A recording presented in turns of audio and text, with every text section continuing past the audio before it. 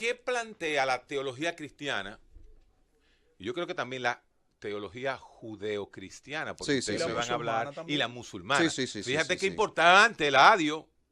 Lo que va a plantear Julián Musa como cristiano y Carlos Veloz como cristiano, lo puede plantear entonces un judío cuando hable del origen del universo. Y un musulmán también. Y un musulmán. El mismo concepto. Ah, no, pero esa es la mayoría del mundo. Pero es por la misma influencia, o sea, porque vemos el del judeocristianismo, por eso los musulmanes lo hablan de esa manera. Seguimos. Mira, el tema del origen del universo, hay dos preguntas básicas para entender esto. Número uno es, o el universo se hizo solo, o hubo alguien que lo creó. Entonces, cuando nos vamos a hablar de este tema, no es hablar en sí de un tema científico, sino es hablar de un tema filosófico. ¿Por qué? Porque la ciencia no puede determinar el origen del universo. La ciencia sí puede, con sus argumentaciones, o tumbar una posición o fortalecer otra. En este caso, el debate que hay aquí es meramente de creencia, es meramente de filosofía, es meramente de fe. Por eso nosotros decimos... Esa es la posición tuya. ¿Tú sabes por qué te digo eso? Tú tienes que poner la dicotomía entre si alguien lo creó o el universo se creó solo. Si se creó solo. Pero el que se creó solo es como si hay algo que a veces tú estás solo, pero no significa que nada más no vives tú. Entonces, yo creo que partiendo de esa pregunta, esa pregunta típica dicotómica, no es la forma en cómo la ciencia aborda el concepto de cómo se creó el universo. Yo te voy a decir por qué. Porque, por ejemplo, la ciencia sí lo que te da son los datos que te permiten entender cuál de esas dos preguntas es más razonable y más coherente. Okay. Entonces, por eso es que decimos que esto no es un debate entre teología y ciencia. Bueno, mañana le vamos a hacer la misma pregunta. No un debate entre teología y ciencia. Y yo quiero... Físico que va a venir. Y hay algo que tiene que quedar muy claro. O sea, son conceptos, como son conceptos de creencia, entran en lo que es ese sistema organizado de creencia y por ende entra en lo que es metafísico, en lo que es religión. Y nosotros hemos dicho aquí, y siempre lo hemos mantenido, de que el ateísmo no es más que una religión más. Pero lo voy a dejar ahí porque no quiero entrar en esa polémica de nuevo. Tú no me puedes decir a mí que Stephen Hawking, cuando trató de hacer la teoría, todas las teorías, el campo, todo lo que ha hecho... Yo te voy a hablar de eso de él ahora. Bueno, tú tienes eso. Con los libros de él, lo que lo opinó y antes de morir también. Porque usted apoya muchas cosas de Stephen Hawking. Hay cosas que Stephen Hawking de manera científica tiene razón, hay otras cosas que él mismo reconoció que eran pura filosofía de ciencia. Él lo dijo. Él lo dijo. Filosofía de la ciencia. Claro, antes de morir lo dijo también. Sí, yo tengo los datos de eso. Tú no vas a señalar dónde él lo dijo y si cómo tú no me lo interrumpes, como la vez pasada, yo te voy a edificar en cuanto a eso. ¿Cómo se produce la creación, el origen, lo que quieran ustedes decir de esto que nosotros vivimos, este mundo que conocemos? El físico, el que tocamos, el que vemos, el que sentimos. Según nosotros, de esas dos grandes preguntas, argumentamos que fue creado por Dios. ¿Por qué? Ahora viene la parte donde entra la ciencia. Héctor, desde principios del siglo pasado, había un concepto muy fuerte dentro de la comunidad científica y era de que el universo siempre había existido. Aparece un señor que a ti te gusta mucho. Del universo siempre había existido. Que era eterno. Ese era el paradigma del momento. El paradigma del momento. Aparece, sí, se sigue expandiendo. Sí, Dios lo está creciendo. Se sigue expandiendo. Sí, exactamente. No, entonces, Eladio está equivocado. Yo corrijo eso ahora. Entonces, aparece en escena una persona que a ti te gusta mucho, porque te he escuchado hablar sobre él, que es Albert Einstein. En el 1915, Albert Einstein presenta lo que es la teoría general de la relatividad. Y ahí él es pionero en determinar que el espacio, la materia y el tiempo vinieron juntos. El espacio, la materia y el tiempo se hicieron en el mismo momento. Luego aparece otra argumentación que le da mucha fuerza, y es el descubrimiento que hace Edwin Hubble ese científico que a través de lo que fue el telescopio, pues pudo ver, se dio cuenta que como hay una expansión del universo, el universo tuvo que tener un inicio. O sea, si se está expandiendo es porque tiene un inicio. Es porque tuvo un inicio. Entonces, la comunidad científica hoy más que nunca ha dado aprobación a lo que nosotros, a un concepto de la comunidad científica, que es el diseño inteligente, que Hawking, que tú lo mencionaste ahorita, llegó a decir, que eso lo tengo aquí anotado porque creo que es muy importante, el mismo Stephen Hawking, uno de los gurús del ateísmo, él llegó a decir, el increíble hecho es que los valores de estos números parecen haber sido finamente ajustados para hacer posible el desarrollo de la vida. ¿Por qué? Porque el diseño inteligente te dice de que el mundo en que nosotros vivimos está calculado matemáticamente, está muy bien diseñado, está muy bien ajustado y los mismos científicos ateos han podido comprobar esa realidad. La luz se mide. No hay la medición de la luz. Sí, no hay la medición del eje de la Tierra. Sí, no hay la medición de la masa protón y electrón. Sí, señor. Pues entonces, eso nos muestra. Quiero dar... ¿Nos muestra qué? Nos muestra un diseño de que no vino de la nada. Porque ese es el punto. O sea, si sacamos a Dios de la ecuación, lo que tenemos es una teoría filosófica que científicamente no es comprobable porque hasta el día de hoy, de la nada, nada proviene. Entonces, yo quiero, ahora llegó, Héctor, te quiero presentar y Eladio, a Omar Peña. Omar Peña es un amigo nuestro, es un apologista cristiano que tiene mucho conocimiento de esta área y que está aquí con nosotros y primera vez, y me gustaría que tú pudieras escuchar porque él tiene muchas argumentaciones en esto que tú has permitido, que nosotros compartamos con tu público, que él pudiera dar muchas informaciones interesantes. Muchacho, mira, ahora estoy yo en mala con los cristianos, estoy en mala con los ateos, estoy en mala con los izquierdistas, tú eres un espécimen especial. Estoy en mala con todo el mundo, porque todo el mundo que quiere que yo esté con ellos. Yo no estoy con nadie, ni con los hijos. Tú sabes que tú eres un científico puro. Ni con los hijos míos Tú estás en un plano. No te dejes chantajear, pero por lo menos él me dice que yo soy un científico puro. Claro, él escucha todo, él no se encierra. Pero vamos, yo todavía no le he podido coger. ¿Tú crees que yo no lo estoy mirando con una mira telescópica? Pero hasta ahora, lo que él está diciendo, yo no puedo rebatirlo. ¿Qué tú no puedes rebatir? No se puede. Los argumentos pero espérate, ¿qué va a hacer Eladio hoy? Yo vengo mañana, aunque tú me mandes podemos darle, Omar. Déjanos desarrollar. Yo soy miembro de este programa. Está tú me puedes decir a mí lo que yo tengo que hacer o no tengo que hacer. Bueno, pero es que tú siempre estás lo mismo, Eladio. No, en base a los planteamientos falsificados que hacen ustedes. Está bien, no hay problema. Yo tengo que protestar. Por favor, seguridad. Cundo, mándame los muchachos de seguridad y del DNI. Omar Peña, ¿verdad? Omar Peña. El micrófono. Bienvenido a la receta médica y la receta. Creo que ibas escuchando, ¿no?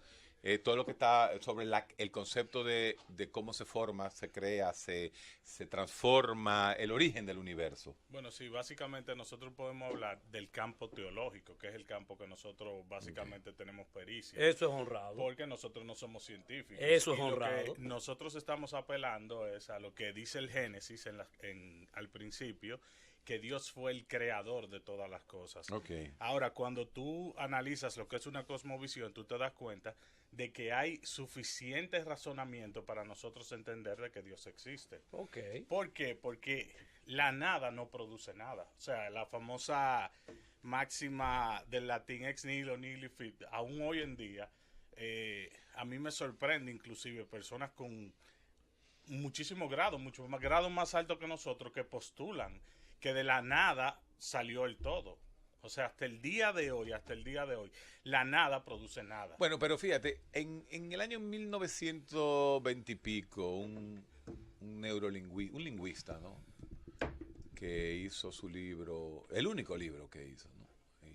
Que es el Tractatus Lógico-Filosófico de Wittgenstein, plantea que la palabra nada, el concepto que nosotros tenemos de la nada, que no es el concepto alemán de la nada, habría que discutirlo. O sea, porque ustedes están tomando la nada existencial, ustedes están tomando la nada, vamos a llamarle así, heideggeriana, la nada de Jean-Paul Sartre. O sea, lo que Stephen Hawking, los grandes científicos, físicos, ¿no? Porque esto es física, esto es pura física, plantean como nada no tiene la misma connotación emocional de la palabra nada. Bueno, claro, porque ellos están tratando de reescribir la nada, porque claro. La nada en física cuántica es un campo de baja energía, pero es algo. Ahí estoy. O sea, y ya existe el concepto de antimateria, bueno, la materia negra, la sustancia negra, pero yo con no sé perdón, quién negra. Doctor, deja la pregunta como quiera. ¿Quién creó eso? La antinada y la nada, exactamente, perfecto. Porque ahí ahí te es doy donde la nosotros razón. apelamos, Sí. o sea, como en inglés se conoce, o sea, estás rogando por una pregunta. En Hay otras un vacío. palabras, ustedes se quedan siempre en la gran duda de la ciencia.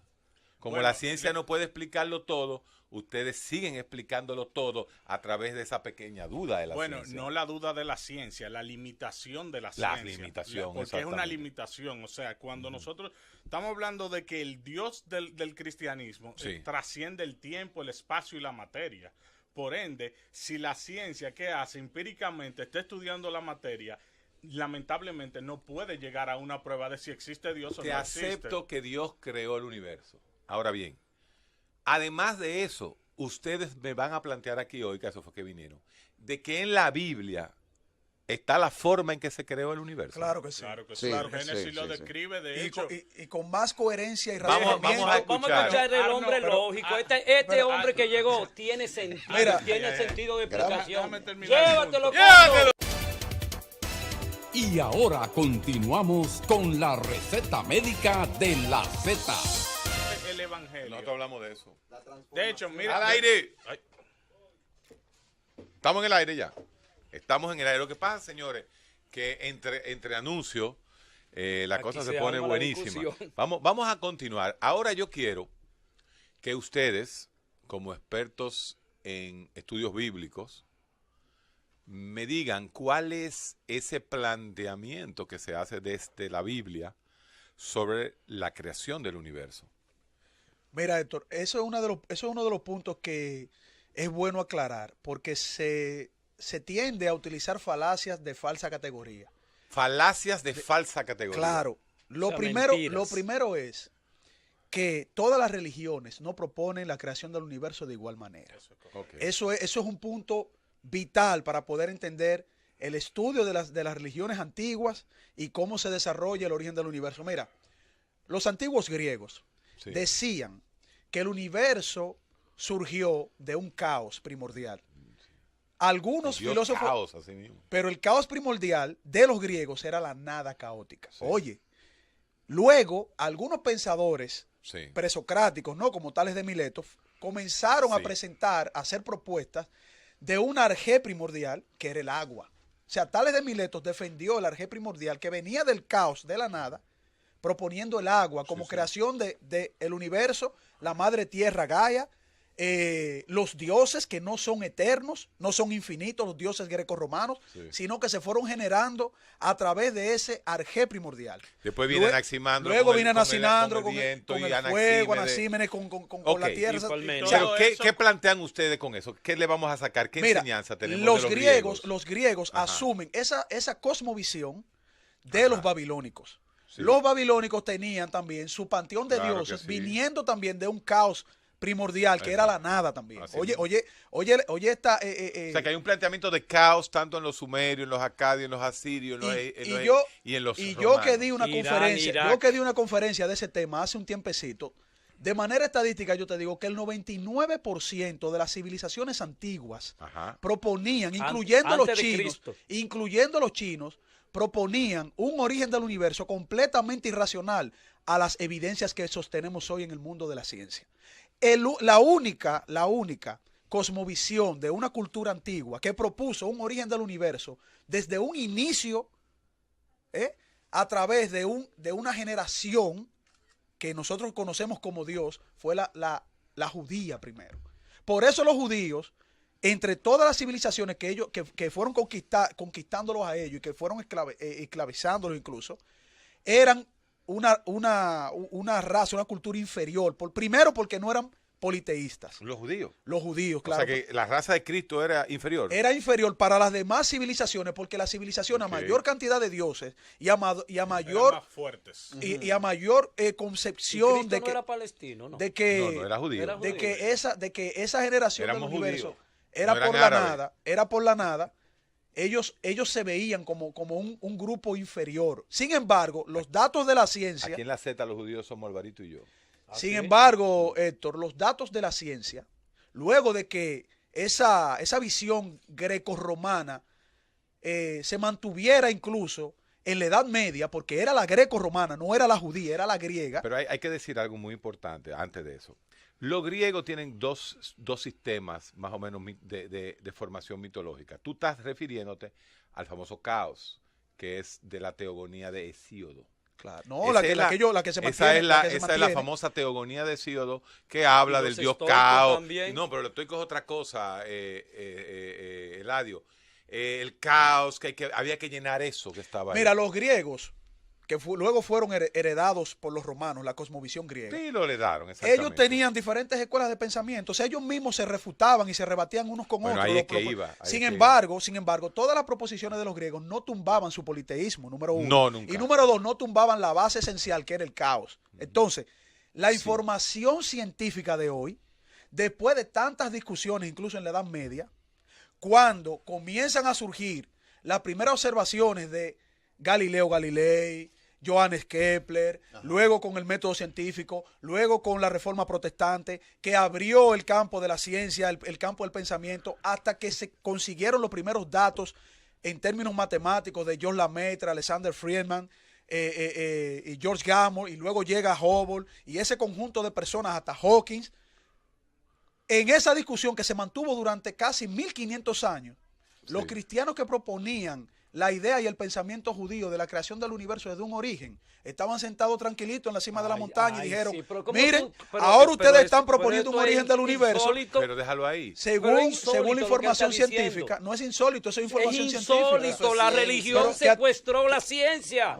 Señor, por más de... Mira, ese no es el tema de hoy, ese no es el tema de hoy. ¿Verdad? Después proponemos otro tema para desglosar también todas esas falacias de que la religión entonces, secuestró. ustedes cuando se sentaron a esperar que los pobres matemáticos con un ábaco y después le dieran la razón a la Torá, claro que sin sí. embargo, los griegos en su teogonía, Hesíodo plantea el caos. Fíjate para que tú entiendas, porque yo tengo que dejarlo a ustedes hablar, dejarlo y plantear su posición. Mira. Sí.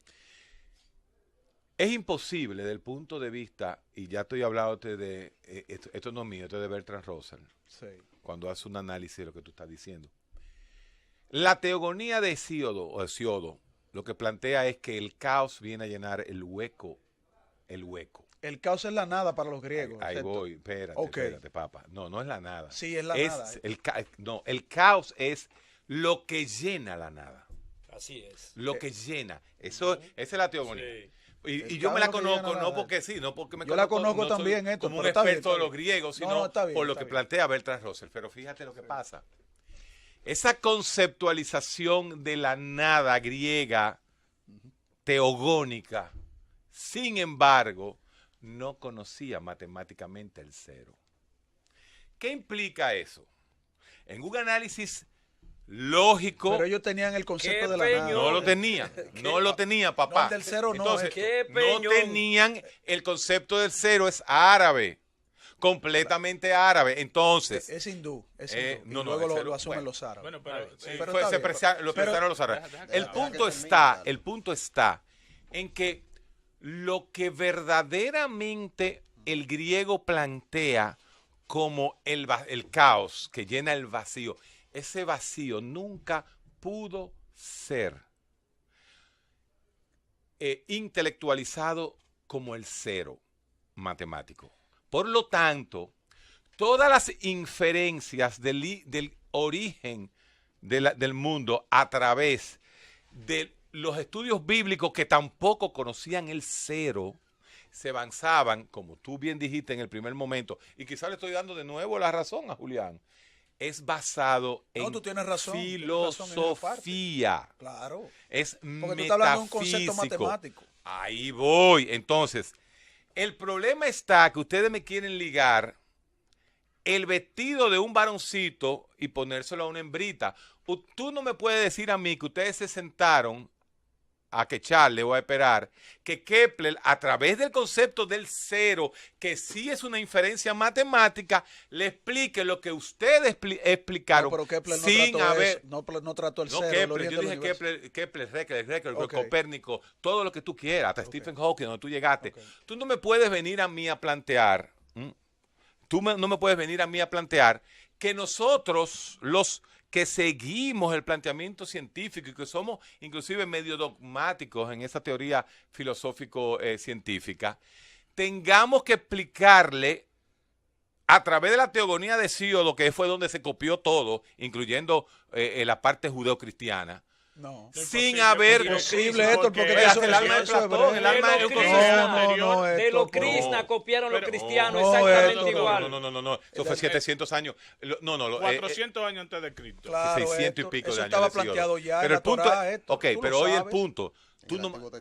El punto es que está en el Antiguo Testamento, ahí es que quiero llegar, porque ahí es que ustedes van a entrar, van a seguir explicando. No, pero yo quiero responderle. Pero lo que pasa es que ustedes quieren que los científicos le planteen una explicación metafísica a través de la matemática, y eso es imposible. No hemos dicho eso. Eso fue lo que tú dijiste. Si yo lo leí bien, usted lo que está diciendo es que el cero de la nada, como nosotros la conocemos, no es cero, porque esa teoría era algo. Entonces, si es algo, nos da todavía más la razón. Adiós, claro que sí. Exactamente, porque nosotros necesitamos el ser necesario. ¿Por qué todo existe? Porque el cristianismo no solo está hablando de la creación del universo, no. Está hablando también del propósito del ser humano, que los griegos no lo tenían. O sea, no solo el propósito del ser humano, sino que está hablando del fin del ser humano. Y le está dando una respuesta contundente al inicio, al fundamento de los valores morales. O sea, si tu cosmovisión puede explicar... hay que salir de lo moral. Yo creo que sí. Mira, yo creo que los más inmorales han sido históricamente. Pero ese no es el tema. Eso es falso. Y la guerra, ¿quién la arma? No, ese no es el tema. Cristo no enseñó a hacerle daño. Hace tiempo, un momentico, porque esto tengo que agarrar. Lo repite. Tengo que agarrar el radio, porque hace tiempo que está con esa desinformación. Sí, él se lo cree. Ser cristiano es ser seguidor de Cristo, ser imitador de Cristo. Y Cristo fundamentó su doctrina en 2 grandes mandamientos. Amarás al Señor tu Dios con todo tu corazón, con toda tu alma y con toda tu fuerza, y amarás a tu prójimo como a ti mismo. Mucha gente, en nombre del cristianismo, no basado en las enseñanzas de Cristo, ha hecho muchas cosas malas, pero eso no es cristianismo, es un cristianismo distorsionado. El cristianismo fomenta el amor, el respeto, la solidaridad y todos los valores existentes. No me confundo una cosa con la otra. Claro, el eso no es inteligente. Eso es como que lo que yo quiero preguntarle, pero hace tiempo, eso es falso. Pero hace tiempo que yo le he preguntado a ustedes, ¿y de qué no ha servido los dominicanos? ¿De qué no ha servido? Está bien, ¿de qué no ha servido? ¿De qué no ha servido? La delincuencia ha aumentado, la droga ha aumentado. ¿De qué no ha servido? Eso es gracias a la influencia del secularismo. ¿De qué no ha servido? A una ideología que no cree en la moral. Venga, pasa con el ateísmo. Eso es lo que pasa. Ese es el entrenamiento de ustedes. Ese es el entrenamiento de ustedes. Tergiversar siempre las ideas de los demás. El que no piensa igual que ustedes está diabolizado. Eladio. Yo simplemente quería hacer esa cosa. Y no, yo hago la siguiente aclaración también. Héctor, está bien, gracias, Eladio. Héctor, mira, para darme a entender mejor esto, mira, que eso es importante lo que tú dijiste, porque tú estás hablando de datos de historia. Vamos a la pausa. No, ¿qué pausa? Okay. No, pero vamos a entrar a los datos de ustedes. Claro, mira. La explicación para los... Hay niños de 15 años hoy, 14, 13, que quieren escuchar cómo se crea el universo. Mira, a lo que yo me refiero, Héctor, es que la información de la ciencia, con los avances que hemos tenido para establecer fenómenos tales como la expansión del universo, el origen del universo desde un punto inicial, lo que plantea la teoría del Big Bang, que incluso ese nombre se dio de manera peyorativa, porque la teoría, al plantear un origen del universo, tumbaba completamente el paradigma de un universo estacionario, que era lo que se mantenía, un universo. Es la ciencia, Carlos. Claro, ciencia va y cambiando. celebramos eso ahora. Y tú conoces ¿qué pasa? Que en teoría de la ciencia, Thomas Kuhn, que es de ahora, de los años 60, de Harvard, Claro. Te plantea lo que son los grandes paradigmas. Si la ciencia no se manejara a través de paradigmas... nosotros celebramos eso, pero a lo que yo me refiero... Todas fueron presuposiciones metafísicas. Todavía tuviéramos en la metafísica. Claro. Incluso, mira, hoy día la ciencia trabaja con presuposiciones metafísicas. Héctor, esa es la realidad. No. Héctor, mira, Héctor. Pero tú crees... Héctor, mira, tú tienes que presuponer cosas. ¿Tú sabes lo que es una proposición metafísica? Una proposición metafísica es decir, por ejemplo, que como la frontera del origen del universo no se ha podido demostrar, no se puede llevar a un laboratorio, no se pueden generar altas energías para generar la singularidad. Pero señor, tú eres un hombre de ciencia. Se queda en el plano metafísico. Y tú sabes lo que yo te estoy diciendo. Entonces, mira, se queda en el plano metafísico, no significa que la metafísica es real. No, se queda en lo desconocido. Pero tú me estás dando la razón. Entonces, las posiciones... Razón, Veloz, la razón la vamos a explicar cuando regresemos de la pausa. Y ahora continuamos con la receta médica de la Z. Yo sé quién es. Sí, regresamos. Señores, esto está bueno. Debería haber 2 horas de anuncio para uno quedarse analizando. Vamos entonces al Génesis. Génesis es el primer libro. Sí, o sea, Génesis es el libro de la Biblia del Pentateuco, el primer libro de Moisés, que explica los inicios de todo. No solo el inicio del universo, sino el inicio de la corrupción humana. Entonces, lo que postula el Génesis es que Dios, a través de su palabra, creó todo lo que existe. Uh-huh. Entonces, él usó 6 días y descansó el 7º día. En el primer día, él creó primero todas las cosas, luego crea, en el 6º día, crea el hombre. Exacto. Y luego del hombre, ¿verdad?, viene la caída. ¿La quién? La caída. O sea, el hombre cae en pecado y se explica todo este caos. Eso es lo que nosotros... con la simbología de Adán y Eva. De Adán y Eva, exacto. No es simbología, es histórico. Porque de todo lo que nosotros estamos hablando aquí, si alguien se puede parar en la historicidad, es el cristianismo. Porque si nosotros postulamos que el cristianismo es la verdad, es porque estamos basados en hechos y es verificable por la historia. Por ejemplo. Y por ejemplo. Mira, el Jericó. Por ejemplo, se probó que las columnas de Jericó las murallas de Jericó cayeron por un sonido fuerte. Eso está inclusive, hay una revista Time, se llama... Hay un debate de eso, si no me equivoco, se llama Un punto para la Biblia. Fue en el 1986. Por la arqueología ha ayudado mucho a la Pero vamos a tocar un punto. De nuevo. Porque Adán y Eva, y aquí... vamos a pararnos, porque Adán y Eva, como tú dices, es la caída, ¿no? La caída, exacto. La primera pareja y la caída. Ahí voy. Empieza la corrupción. O sea, ustedes plantean que sí, que definitivamente fue una primera pareja. Sí, o sea, lo que llegó primero fue Adán y Eva, y de ahí salieron todas las sucesiones. Okay. Pero también lo que creemos es que Dios creó todo por el poder de su palabra, que Él simplemente dijo el logos y fue hecho, el logos. O sea, ¿y cómo ustedes demuestran eso? No, nosotros no lo estamos demostrando. Perdón. Nosotros vemos las evidencias y viendo las evidencias nos parece que la mejor explicación es que un Dios poderoso que trasciende la materia, el espacio y el tiempo, como lo define el cristianismo, fue el creador de todas las cosas. Hasta ahí yo estoy de acuerdo, pero el punto es que si ya Adán y Eva ya eran hombres, ¿verdad? Sí, tenían un RH, su sangre tenía un RH. Así es. Tenía un RH. Sí, ya eran personas igual que tú y que yo. Eran humanos. Claro. Okay. Y de ellos dos, a partir de ese incesto genético, porque es un incesto genético, se fueron creando las primeras poblaciones. Porque recuerda que, porque tú eres un estudioso también del Pentateuco. ¿Y cuándo llegó Sorullo? Recuerda que la Tierra comienza... El negrito, ¿cómo fue que llegó? Pero oye, recuerda esto. Bueno, que era rubio, ¿eh? Sí, pero oye, Adán era preciosa. No, está bien, porque tú puedes hacer la división de la raza a través de una partícula, ¿verdad? Ajá. Que también eso, a nivel de la ciencia, está primero muy refutado por las condiciones de la era primigenia, de la Tierra, hace 3.700 millones de años. Pero la Biblia no te dice a ti que la Tierra completamente fue poblada por Adán y Eva. Porque hubo un cataclismo y ese cataclismo genera una nueva población en la Tierra a partir de la familia de Noé. ¿Y no de Adán y Eva. Esas evidencias? Pero yo estoy hablando de evidencia. Yo estoy diciendo que es una con familia eso rebate mi punto. Pero hay una narrativa. Hay una narrativa. O sea, podríamos decir que después del famoso diluvio, la Tierra comienza a evolucionar biológicamente. Claro que sí, porque imagínate Imagínate lo que... porque tú descartas el hombre en la caverna. El hombre de la caverna. Tú descartas el homínido. No fue Adán y Eva en ese momento. Hay un cataclismo y surge una nueva realidad. Mira. Ustedes los dos hablando. Tú no te diste cuenta. Eladio es increíble. Yo creo que él se puso de acuerdo con la asociación para no dejarme hablar a mí. Pero está bien. ¿Qué asociación? No, una que anda por ahí. Mira. ¿La de ateo?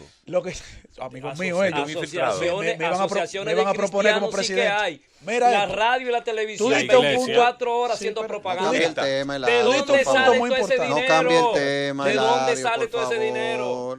Eladio, el mío sale de mi trabajo, donde yo estoy, y gano para sobrevivir. Vamos arriba. Mira, entonces, espérate, punto muy importante, yo te puse un punto. Cataclismo, como lo describe la Biblia, que es registrado incluso en otras culturas y civilizaciones, tan desligadas una de otra, como la maya y la inca, la china, lo que te indica a ti es que si esto ocurrió tal como nosotros creemos y confiamos en la palabra de Dios, la Tierra iba a cambiar por completo su estado ecológico, porque es un cataclismo, y los científicos, por un lado, proponen una glaciación que también cambiaría el ecosistema planetario. Entonces nosotros creemos en el diluvio universal registrado en otras civilizaciones, como lo dice la Biblia. Entonces, no es algo tan simple como tú tratar de denigrar un libro que tú no estudias ni siquiera. No es tan simple como tratar de denigrar una historia que nadie se digna a estudiar. No, pero también hay algo importante con relación a la Biblia. ¿Cuántos libros tú usaste para hacerte médico? Mira, algo importante pero la Biblia no es un libro científico. Eso es importante. O sea, eso es importante. Un momento.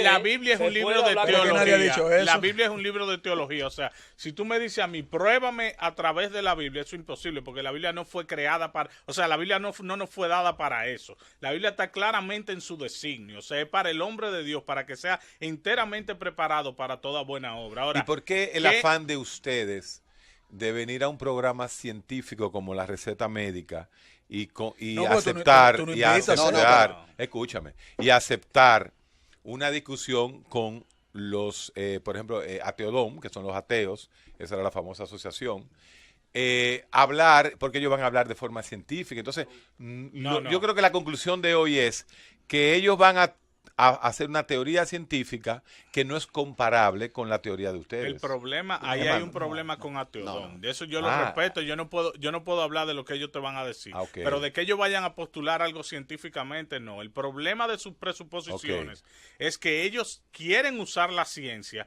para denigrar la fe. Entonces lo que nosotros estamos diciendo, o decir cosas que la ciencia no dice, o decir, bueno, pero déjalo, no lo defienda, eso ellos mañana tienen boca. Los ateos tienen boca. El problema es que cuando te dicen no hay Dios, la ciencia lo prueba, nosotros decimos no, un momento. O sea, tú no puedes dejar la fe con una declaración de ese tipo. O sea, cuando la ciencia ni siquiera puede clamar dominio sobre si existe o no Dios porque está incapacitada. Y yo no estoy diciendo nada anticientífico. Peter Medawar tiene en su libro Los Límites de la Ciencia y explica claramente que la ciencia no puede responder todo, porque Dios no es materia. Entonces la ciencia está limitada a la materia. El Dios cristiano no es materia. Entonces, ¿cuál es el problema? Que cuando nosotros de los humanos. No, cuando nosotros venimos aquí a hablar de la Biblia, nosotros, si decimos que tenemos la verdad, nosotros tenemos que tener hechos verificables que digan, bueno, realmente hubo un diluvio. Bueno, pues hay un punto para la Biblia. Realmente hay fósiles que prueban que la geografía de la Biblia fue correcta. Sí, pues se prueba. Entonces estamos haciendo un caso donde nosotros decimos, bueno, miren, nosotros te vamos a presentar la Biblia como es. Mira esto, evalúa nuestra cosmovisión. Claro, muy difícil decir, no hay Dios. No hay Dios porque tú lo dices y porque la ciencia y a eso le podemos añadir a lo que tú acabas de decir, que la ciencia hoy por hoy, porque hemos establecido aquí en otros programas que la ciencia y la fe cristiana son aliadas. No son dos cosas divorciadas. Los hallazgos científicos, sobre todo los últimos que se han hecho, le siguen dando punto a la Biblia por el mismo tema del diseño inteligente. La ciencia lo que hace es confirmar eso que acaba de decir Omar, que la Biblia establece. La Biblia no es un libro científico porque parte de que Dios existe, parte de la existencia de Él. Presupone la existencia de Dios. La ciencia, ¿qué es lo que hace? La ciencia, como lo explicó la otra vez el arquitecto Luis Sena aquí en este programa, muy bien, explicaba que la ciencia lo que hace es, o sea, la ciencia es dada a los seres humanos para que podamos conocer más de cerca esa gran creación. Y eso lo entendió Kepler, por ejemplo. Kepler, cuando estuvo estudiando lo que fue las órbitas de los planetas, la intención de Kepler fue darse cuenta lo grande que es ese Dios que ha creado todas las cosas. En estos días salió ayer. Salió ayer, que lo voy a decir. Salió ayer. Salió ayer. En BBC News salió la entrevista de este personaje que se llama, lo tengo aquí, el nombre de él, Heino Falke, que es profesor de astrofísica, que fue el que captó la imagen del agujero negro. Claro. ¿Sabe que esta persona, él es astrofísico y es un ministro cristiano? ¿Y por qué? ¿Qué hubo detrás de eso? Claro que sí, que tiene que ver. ¿Qué tiene que ver? Que te está demostrando. Es un ser humano que se formó en la ciencia. Pero ustedes quieren siempre simbolizar. Eladio, yo me formé. Eso salió ayer, BBC News. Mi área de ciencia también. BBC News. Lo que nosotros... Y yo soy un creyente. Y tú también. Oye lo que dice eso. No te vamos a denigrar. Si un 42% de las mentes, o sea, que le dieron forma al mundo, fueron teístas, ¿por qué ustedes dicen que el cristianismo es retrógrada, que no te impide pensar? Y lo que nosotros estamos proponiendo aquí, miremos las evidencias, miremos ese 42%. Mientras hay un 2% de ateos que son brillantes. Nosotros estamos diciendo los ateos son malos, los ateos son satánicos. Ahora, usted tiene que entender que nosotros lo que nosotros creemos, nosotros tenemos que defenderlo. Y no puede ser que alguien levante una pancarta por ahí y diga, no hay Dios. Usted dice, ¿qué tiene el cristianismo? Bueno, ¿qué nos ha dado el cristianismo? Busque la herencia del cristianismo en la historia, los hospitales. Las universidades que educaron los ateos fueron fundadas por creyentes, o sea, para que las personas pudieran escudriñar las escrituras. Y la quemada en la hoguera, eso más de 3.000 eso lo condenamos también. Pero no solo eso, nosotros condenamos eso. Eso no es el cristianismo. Pero eso no es el cristianismo. Las guerras actuales. Como no es tu comunismo, el de Mao, ni el de Stalin, ni el de Lenin. Hay cuatro hablando. Déjeme explicarlo. El vicepresidente norteamericano es evangélico. Mike Pence. ¿Usted sabe lo que ha dicho Mike Pence con relación a todos los países nuestros? Que en cualquier momento puede desaparecer a Venezuela. Usted me está hablando de un tipo que puede ser ejemplo de humanismo. Sí, pero tú no puedes coger una religión. O sea, si yo le digo a usted, mire, acepte a Mike Pence como su Señor y su Salvador, entonces yo lo estoy hablando de aquí, exacto. Yo no estamos hablando de Jesucristo. Claro. Porque seguidor de Cristo era aquellos que seguían conforme al Evangelio. O sea, no estamos hablando el señor Kilvio, al cual le tengo mucho respeto, dice y postula en todos los sitios donde va que el cristianismo es perverso. Y yo le digo que qué perversidad puede nacer de amar a Dios sobre todas las cosas y a tu prójimo como a ti mismo. Ay, qué lindo. Alguien que practique eso, dígame, ¿qué sociedad puede crear eso? ¿Eso puede crear una sociedad radical?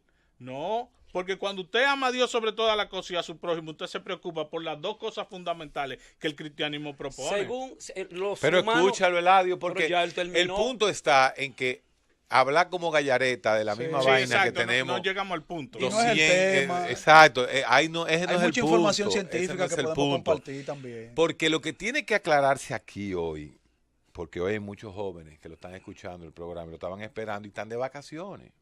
Qué bueno. Es el punto donde estamos llegando, que yo le estoy dando la demarcación, porque así se llama, los procesos de demarcación en filosofía de la ciencia, cuando se demarcan las cosas. Entonces, ¿puede la ciencia demostrar la inexistencia de Dios? No puede.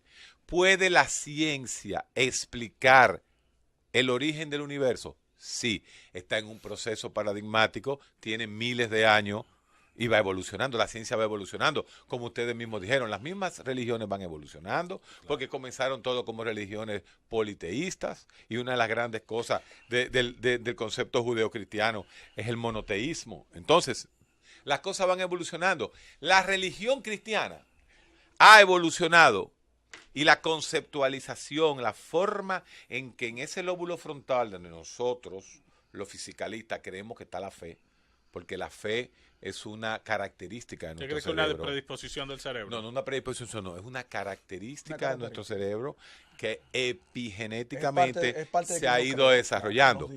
El concepto, o sea, entonces, ese desarrollo de esa parte del cerebro en un cristiano tiene una formación intelectual mucho más grande que la conceptualización de creencia de un musulmán. ¿Por qué? Ustedes mismos lo saben. La religión cristiana ha pasado muchísimas reformas. El cristianismo antes de Lutero y después de Lutero son dos cosas diferentes. Pero basados en las escrituras. Por eso mismo, entonces, a través de la evolución del hombre, así mismo evolucionan las religiones. Pero eso solo si se ve el cristianismo como lo mismo, desde un principio a un fin. Bueno, la religión más fuerte que existe para nosotros, para la ciencia y para la estimulación. Usted agarra por espectroscopía el concepto teísta de un cristiano, está mucho más intelectualizado que el concepto teísta de un musulmán. Está más desarrollado. Que el concepto teísta de, por ejemplo, que todavía son brahmanes. Y basado en la formación del universo también. Se basa en hechos y porque nosotros postulamos que es la verdad, por eso es que la defendemos. No, porque han ido desarrollando. Ustedes han tenido cataclismas, señores. Pero es basado en hechos. Pero es basado en las escrituras o sea, cada vez, con la evolución que se ha ido formando más el pensamiento, porque se ha ido afianzando de acuerdo a los descubrimientos científicos. Bueno, pero el Papa lo ha dicho, el Papa que no es el tema de nosotros, pero el propio Papa católico que le queda grande a la para mí padre Francisco, el Papa Francisco le queda grande a la mayoría de la feligresía católica. Le queda grande con lo que dice. Ya él plantea que esos conceptos del cielo, del no cielo, del infierno. Pero el cristianismo histórico cree que la figura del Papa, por ejemplo, no es autoritativa, sino la Biblia es autoritativa. La Biblia es la autoridad. Esa fue la gran diferencia entre la reforma. El problema con Lutero era que Lutero decía, no, la Biblia, cada ser humano es capaz de interpretar la Biblia porque Dios nos dio el razonamiento. No es que la iglesia la interpreta y se la da al pueblo. Usted sabe claramente que en el 70 se daban misa en latín. O sea, usted llegaba y el evangelio es un mensaje claro. O sea, es Dios proactivamente dándole un mensaje de arrepentimiento a las personas. ¿Cómo puede ser que una persona llega a la iglesia, se sienta de espalda y oye un mensaje en otro idioma? Eso no tiene ningún tipo de sentido. Vamos a seguir con el Génesis. Vamos a volver. Tú dijiste algo interesante con relación a las demarcaciones en filosofía. Sí. Tú tienes razón. Cuando tú mencionas las demarcaciones en filosofía, tú tienes que tener en cuenta también que el mismo método científico, que es, como tú muy bien sabes, observación, experimentación, replicación, para la formulación de una teoría y luego llegar a una ley científica, también está sustentado, sí, en la observación parte de la hipótesis, también está sustentado, Héctor, la inferencia de los métodos tanto inductivos como deductivos. Y entonces cuando tú aplicas eso al razonamiento científico, tú te vas dando cuenta que las evidencias te van llevando a ti a tener una mejor explicación en función de todas las hipótesis, conjeturas que te va llevando nuevas dudas. Y te va generando nuevas dudas también. De hecho, por eso es que, mira, el cristiano que está sometido a respetar y seguir la voluntad de Dios, porque si no es así, no vale la pena llamarse cristiano.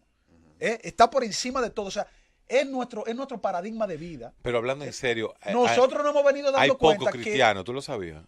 Sí, estoy de acuerdo. Pero muy poco cristiano. Estoy de acuerdo contigo. Esa es una de las tesis que yo hasta he discutido con otros cristianos y también, que no todo el que se dice cristiano lo es, porque la misma palabra de Dios me dice que muchos son los llamados y pocos los escogidos, entonces yo tengo que llevarme de eso. Y como estadístico, yo le aplico eso. También yo digo, no son todos el que dice yo soy fulano de tal y hago, haciendo y deshaciendo. Pero eso no es justificación para que cada uno de nosotros, ustedes que están aquí, los que nos están escuchando, puedan poner su mirada en Jesús.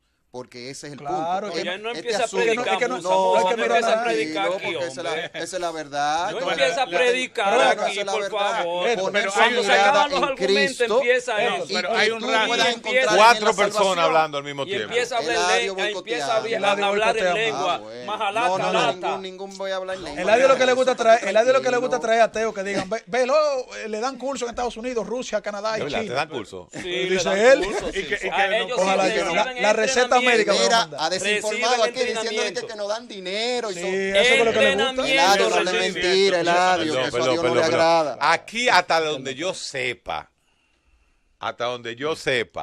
el único que ha recibido entrenamiento comunista en Bulgaria fuiste tú. Esta es Z101 Cadena Internacional. WVJP 1110 kHz, Caguas, Puerto Rico. Siempre pensando en ti, cada vez más cerca. Y ahora continuamos con la receta médica de la Z. Un saludo al amigo Leo Erasme, que pasó de monaguillo a ateo arrepentido. Sí, y ese como no hay ateos que han pasado al cristianismo. Leo Erasme. Pero ese no es el que le escribe siempre a Mario Lama. Él le tira su fuetazo a Mario. No, él lo quiere a Mario. Tremendo científico.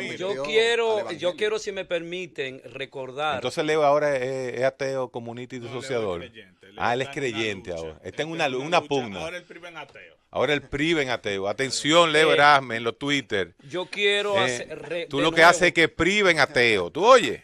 De nuevo hacer la invitación para el mañana. Tremenda que es el actividad. Lanzamiento del Plan Nacional de Salud Mental, que será efectuada obviamente por el Ministerio de Salud Pública, encabezada por nuestro amigo Ángel Almanzar, y será realizado en el Salón Aida Cartagena Portalatín, en la Biblioteca Nacional Pedro Enrique Ureña, el día de mañana 16 a partir de las 10 de la mañana. Está abierto al público, así que vaya a escuchar el Plan Nacional de Salud Mental. Seguimos con el Génesis. Ese primer hombre arrojado al mundo, ¿no? Adán y Eva. Donde Dios dice, sea la luz, que fue el primer mandato en la introducción del Génesis, capítulo 1. Sea la luz. Sea la luz. Ese es el primer componente del universo, generando y creando todo lo que existe en ese mandato a través del logos, y a través de la palabra hasta de las Cristo. estaciones que hoy en día tenemos. Y tú sabes que hay mucha gente que no se digna a profundizar en los conceptos del Génesis con relación a el lenguaje de los hebreos, el cómo los hebreos expresaban sus escritos, en cómo ellos, a través de su cultura, podían entender una revelación. Porque, oye, hay que recordar que Moisés recibe la revelación para escribir la historia y el origen del mundo, del universo, de la vida, para plasmarlo a un pueblo antiguo de 3000 y pico de años.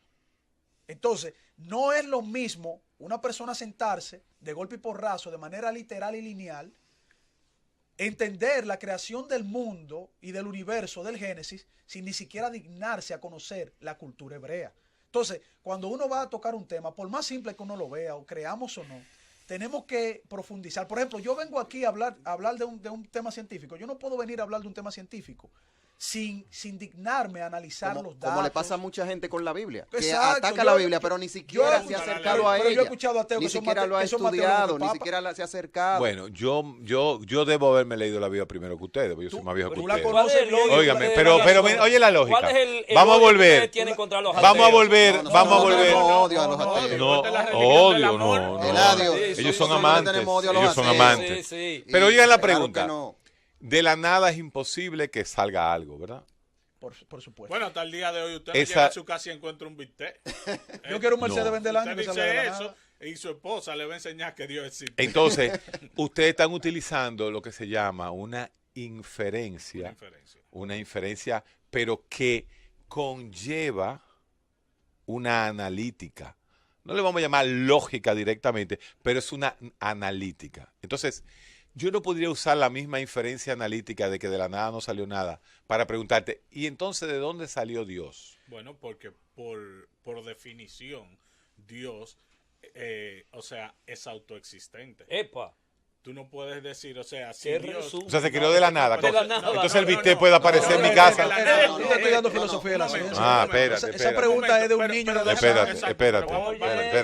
No, para dejar que ellos se arrinconen, para yo hacer la pregunta de un niño de 20. No estamos arrinconados. Si espacio, tiempo y materia se crearon en un punto singular del tiempo, el que lo creó está dentro del espacio y de la materia y del tiempo, tiene que estar fuera. Tiene que estar antes. O sea, si tú creas un carro, tú no esperas ver a Ford dentro del carro Ford. No, tú lo que estás viendo es la pericia de Ford. Sí. Entonces, por definición, Dios es un ser necesario. Ándale. O sea, que tú necesitas, no hay un mundo posible en el cual no haya sido creado por alguien. Y cada vez que la ciencia vea lo bello y lo complicado de la naturaleza, va a haber más espacio para que Dios lo haya creado. Claro que sí. Dios en la Biblia, Dios lo que ha revelado de sí mismo es que Él es eterno. Eterno quiere decir perpetuo. No tiene inicio, no tiene fin. Autoexistente. Por eso no promete la vida después de la muerte. Él existe desde la eternidad y hasta la eternidad. Ahora bien, ¿qué sí nosotros cómo podemos entender eso? Yo tengo que obligatoriamente aquí, aunque a Euladio no le guste, pero yo tengo que usar la Biblia, porque es que yo tengo que decirlo tú no tienes por personalidad, la Biblia. No, es que es la palabra de Dios. Perdón. Mira lo que dice. Romanos 1, 19 al 21. Escuche, país. Romano es ya es el Segundo Testamento. Nuevo Testamento. Ellos conocen la verdad acerca de Dios, porque Él se la ha hecho evidente. Pues desde la creación del mundo, todos han visto los cielos y la tierra. Lo vemos, ¿verdad? Por medio de todo lo que Dios hizo. Ellos pueden ver a simple vista las cualidades invisibles de Dios. Número 1, 2 cualidades. Su poder eterno y su naturaleza divina, que es lo que estamos hablando ahora mismo. Así que no tienen ninguna excusa para no conocer a Dios. O sea, Musa, demuestra eso. Demuestra todo eso. Demuestra todo eso que tú estás diciendo. Sí. ¿Sabe cómo se demuestra? Salga al malecón. Párese y mire bien la naturaleza que les rodea y dígame a mí si detrás de eso, con objetividad, no tiene que haber alguien que lo creó. Alguien que lo creó. Eso es muy simple. Tú hiciste una pregunta. Son 3 jóvenes sumamente inteligentes. Pero espérate. ¿Pero de dónde viene? ¿Qué apela entonces? Pero ese alguien salió de algún lugar. No, porque es eterno. Entonces hay un problema con las palabras alguien, hay un problema con la palabra nada. Mira, tú hiciste una pregunta de filosofía, que es de las preguntas más básicas que se hacen. Claro, para partir. Entonces, mira, yo te puedo devolver la pregunta a ti. Si el universo es eterno, ¿quién creó el universo? Es que la palabra eterna conlleva... Si tú no aceptas que Dios es eterno, un ser autoexistente, no es ciencia, que crea lo que la ciencia reconoce hoy como el punto inicial de la materia, el espacio, la energía, el tiempo mismo, todo lo existente al día de hoy, que lo dice la ciencia, eso no lo dicen los cristianos, tuvo un inicio singular en el tiempo. Entonces, tú